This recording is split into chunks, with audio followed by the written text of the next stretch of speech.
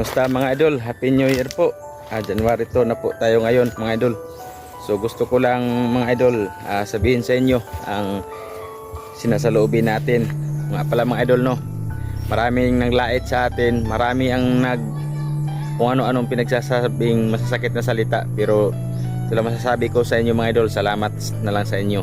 So yan, lahat ng masakit na salita ay titiisin ko, siyempre dahil pinasok ko to bilang isang vlogger. So gusto ko lang sabihin sa inyo mga idol na ngayong 2025 binigyan tayo ng Panginoon ng bagong buhay, bagong pag-asa, bagong pagsubok sa buhay. So gusto ko lang malaman nyo na darating ngayon sahod ay lahat ay aking sisinupin, at siyempre ilalagay ko po sa tama, para gusto ko po ipakita sa lahat ng supporters at sa lahat na